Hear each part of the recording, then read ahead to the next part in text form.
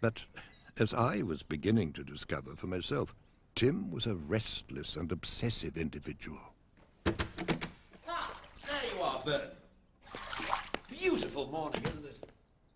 I couldn't sleep, so I thought we might as well make an early start. Here, I brought you a notepad. Now, where did we get to yesterday evening? 3 o'clock this morning, actually.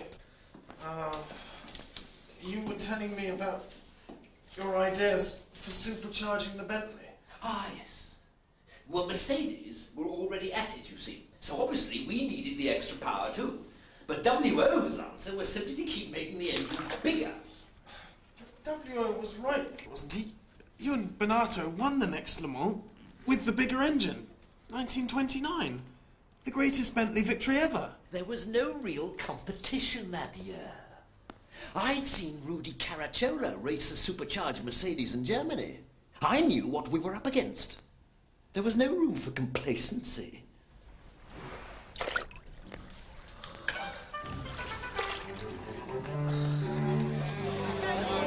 But good God, man, you just won. Well, it would have been a different story if Caracciola had been racing. Here, Billy, I saved some for you. You've seen the power of the supercharged Mercedes. Oh, here we go again. And there'll be others. They'll tear ahead, and we'll be left behind. We have to move with the tides. No, damn it. To stick a supercharger on a Bentley engine is to pervert its design and performance. It'll destroy the reputation of Bentley Motors. This is my life's work we are talking about. I am not going to risk losing it all on the whim of a cat-headed playboy. Oh, so you'd rather that we risked our lives than you spoilt the symmetry of your engineering? We still have no proof whatever that it would work. Well, actually, Billy and I are fairly confident. We've been working on it for the past few months. Oh, you have you? Well, I'm not going back to square one on your say, so I'll not do it, and that's fine. In which case, you leave me no alternatives. I'll do it myself. Billy, you have a word with him. Make him see sense. If you don't mind, sir, I think I'll go with him.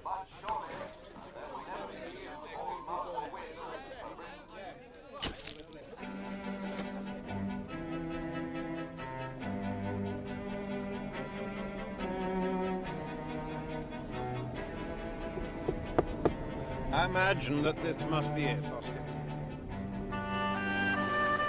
Tim was determined to prove W.O. wrong. He set up a workshop in Welling and engaged a team of mechanics under Billy to develop his own supercharged Bentley. He was no businessman, however, and the project proved an enormous drain on the family coffers. Finally, having not spoken to one another for more than a year, Sir Stanley was forced to pay his son a visit.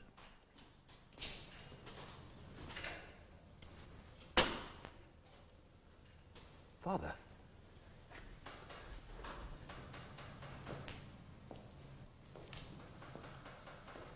Find us all right, did you? Eventually. So, this is it, is it? Yes, this is it.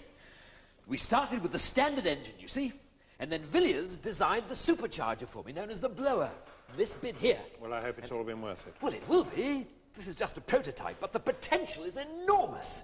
We're just rebuilding the magneto. Billy Rockhall, chief mechanic, my father. Mr. Stanley? All we've got to do now is to solve the heat I said problem. I hope it's all been worth it because you've ruined us. We're practically bankrupt. Have you no idea what all this cost? Well, we can raise some more capital, I'm sure, just until we can show what the car can do. Do you really not understand? There is no more capital and nothing against which to raise it. This obsession of yours has destroyed us. It's over, Tim.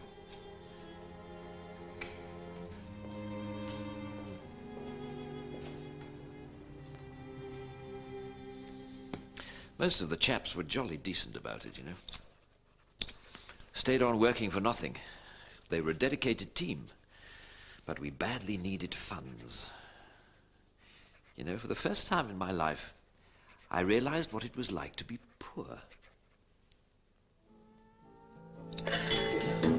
Drink up. I'll order another. So, how's it going, old man? Making good progress? Excellent. Very good indeed. We should be road testing next week. How's the headmaster taking it? He's spitting furious. He's convinced it'll never work. I hope you can prove him wrong. Always plays his cards close to his chest, as you know.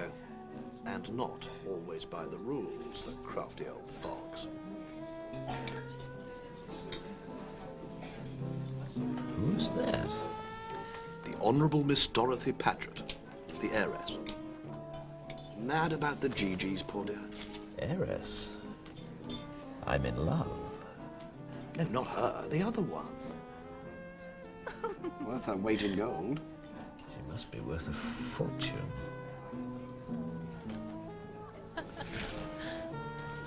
Wish me luck.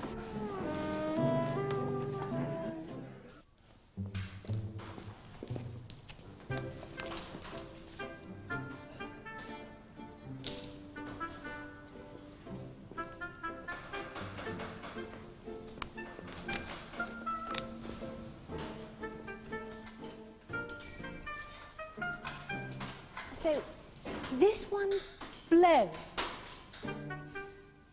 And this one's not blown.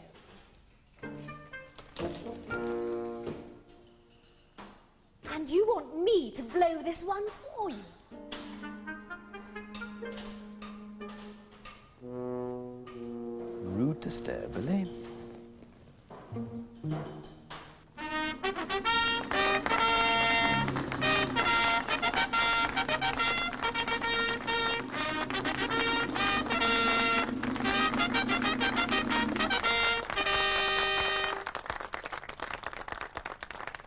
Ladies and gentlemen, it is my honour to introduce chassis number HB3402, supercharged engine number SM3901, Timmy's #1 blower Bentley.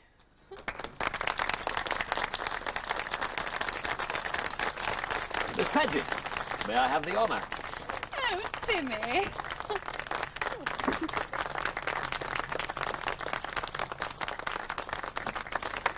And so, much to the chagrin of W.O. himself, the blower Bentley was born. Anxious to test its potency against the legendary Rudy Caracciola and the supercharged Mercedes, Tim immediately entered for the Tourist Trophy in Northern Ireland. The Bentley team had withdrawn their entry after an altercation with the organisers, but many of the Bentley boys had turned up anyway to see Tim's blower in action. Good luck, Bertie. Very kind, thank you. Good afternoon, Billy. Don't let the Germans get you down. What on earth are you wearing? Might I borrow your helmet, Billy? Thought I'd take your place today, see what all this fuss is about.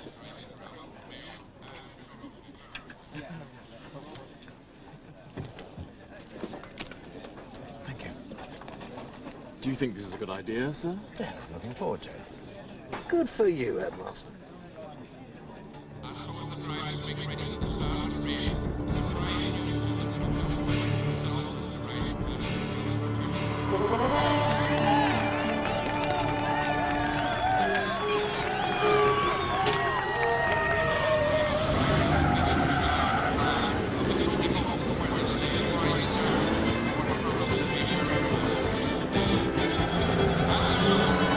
Caracciolla's Mercedes had 7 litres to my 4.5, but I was determined to show W.O. what the blower could do.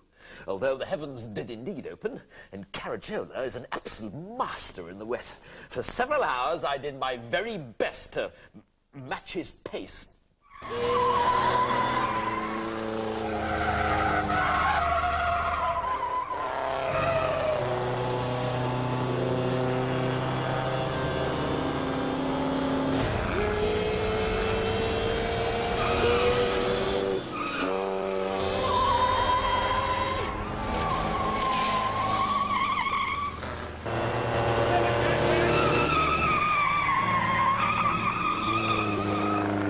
Caracciola won, of course, a worthy victory.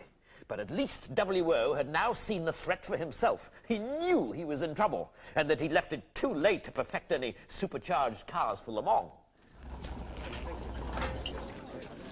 Well, not bad. You didn't win, though. Well, not in this weather, no. But at Le Mans, it'll be different. Maybe. Maybe not. In a minute, Billy. But between us, we could make sure that the Mercedes doesn't win. What are you saying? Come on, Tim, you're a duck-shooting man. You know the value of a decoy.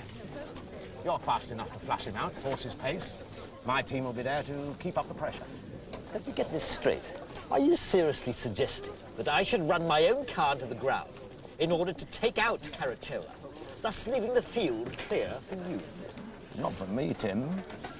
For England. Cunning as ever, W.O. had thrown down the one gauntlet he knew Tim could never resist. But it was to remain their secret that Tim would almost certainly be sacrificing any chance of his own victory for the greater good of his country.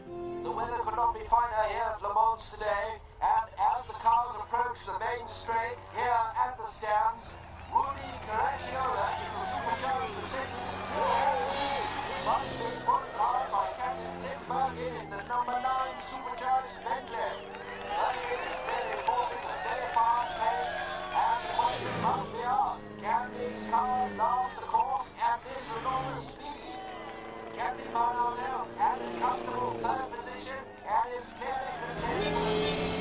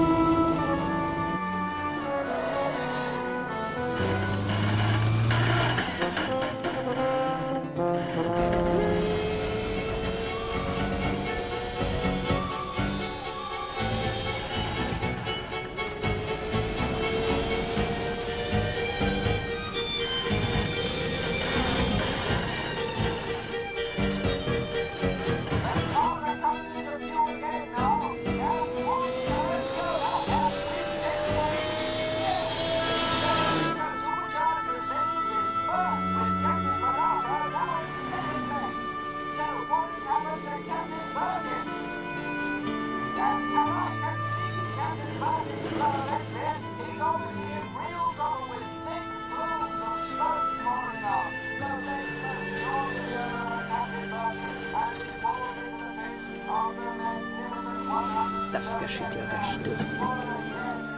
After such a brilliant drive by Birkin against the Mercedes,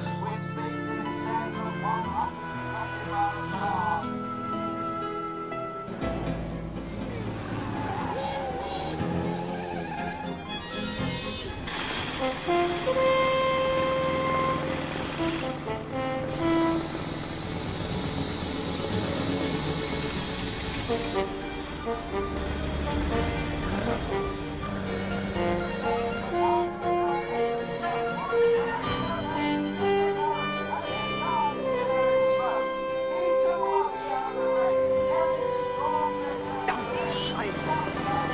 haben wir die Bescherung.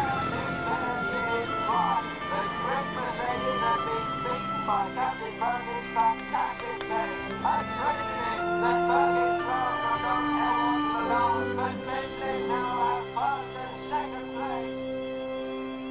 And as they approach the finish of this, the 1930 Le Mans endurance race, it is Captain Bernardo in the number 4 Speed 6 who will take the flag for the third down running packet.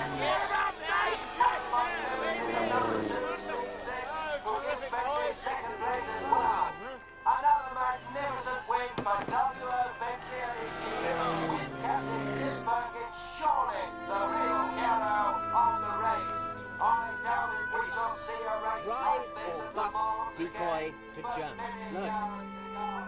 Captain Bernardo. My dearest, I hope you will not mind my not being here at the end, but win or lose, I couldn't bear to watch any more. This has been my last race. My coffers are empty. I do hope you will not think of me as disloyal. We tried, and it was worth it. My love, Dorothy. On the long, bumpy Mulsanne straight, Birkin, risking his neck, simply flew past with an unconfirmed 126 miles per hour. What a race, and what a driver.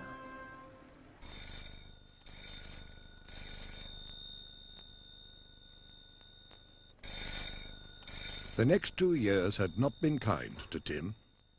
His father died a lonely and broken man, and what little remained of the family money had all but dwindled away. Hello? Atkinson Hall? No, I'm afraid he's unavailable. May I take a message? Mr. Bentley? Oh, yes, indeed. Thank you, Mr. Bentley. Yes, I will. Goodbye.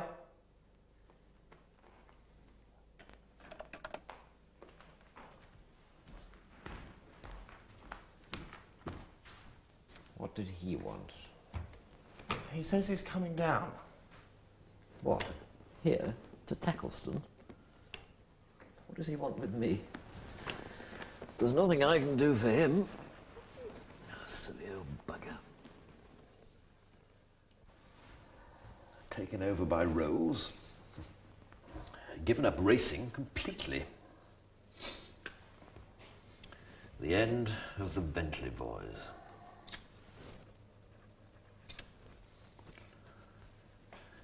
You see, that's what's wrong with this country, Bern. Never taken racing seriously enough. We haven't even got a proper race track, thanks to the Society for the Protection of Rural England. And so what happens? Public indifference breeds industrial stagnation. So you keep saying, but you still won the next Le Mans. In an Alfa Romeo. Do you know who sent me a telegram?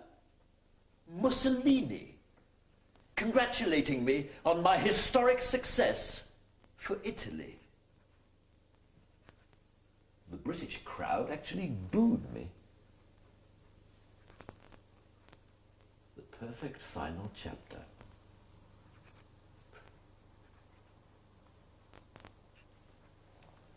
You got a lady friend, Bern? Well, Don't worry. I always carry spares. Thought we might have a party tonight. Empty what's left of the cellars. Celebrate the completion of my book. I think we deserve it, don't you?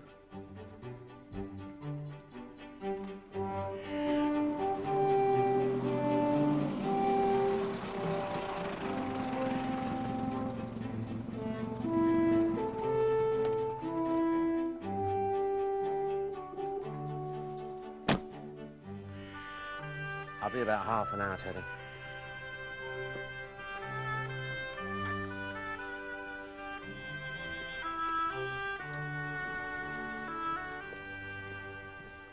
Whiskey? Yes, thank you, Tim. Don't go, Byrne. This is Mickey Byrne, first-class chap. He's writing my autobiography. Byrne? Sir? Not many secrets between us. Please.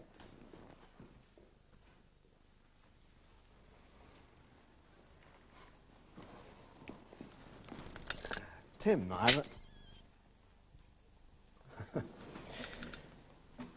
We've not always seen eye to eye, Tim, but I've come here to ask you to join me. I've discussed it with Rolls, and there are excellent prospects there for you now. Desk-bound, probably, but worthwhile. Money'd be good. Help you to keep this place up, anyway. I'm a racing driver. You know I can't do anything else. Why do you insist on going on when we've all had the sense to stop? Why won't you face facts? You're racing cars you've no love for. Where's the glory in that? Risking your life again and again, and for what? Because I'd rather live at full throttle than die behind a desk. You destroyed Bentley with your bloody supercharging, you know that. That's outrageous. The slump did for everybody. Goddamn blow, I never won a single race. Now, when I offer you a helping hand, you have the damned arrogance to slap it aside. God help you, Birkin.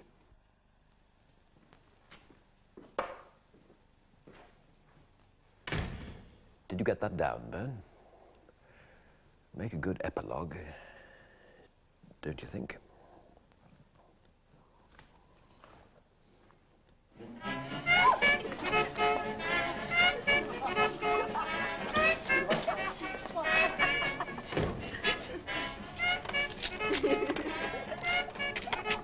Here we go. Here we jolly well go.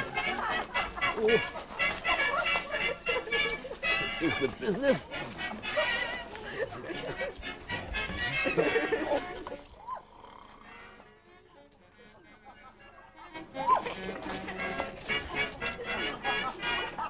This will be fun.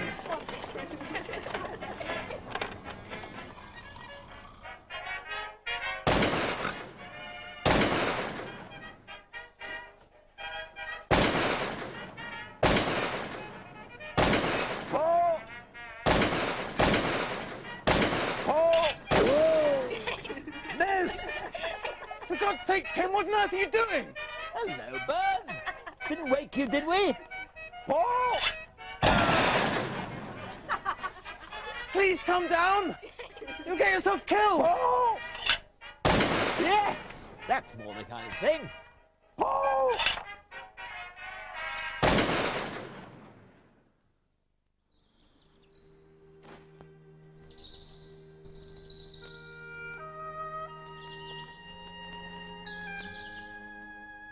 To my deepest regret, I never saw Tim Birkin again. The following morning, he left for London, and from there he travelled to North Africa, to Tripoli, and what was to be his final race. Dear Byrne, didn't want to wake you again. Thanks for everything, old chap. Go gently. Ever your affectionate, Tim. P.S. Thought of another title. How about Full Throttle?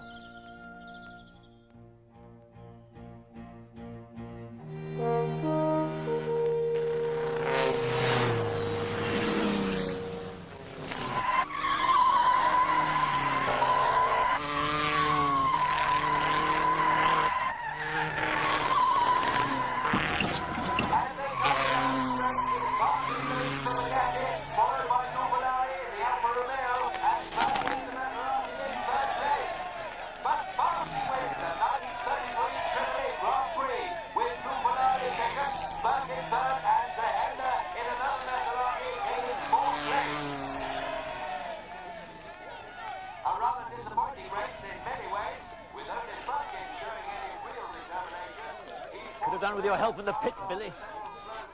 Third place. That's because they gave you no support. They palmed you off with one third-rate mechanic, deliberately. What does it matter anyway? Who wants to win for Italy, for God's sake? Pass my cigarettes, would you? They're down there. Ah! Ow, hell! All right, sir. My arm on the bloody exhaust. Thought I was back in the bloody Bentley. I'm sure you're right, sir. Yes, I'll be fine.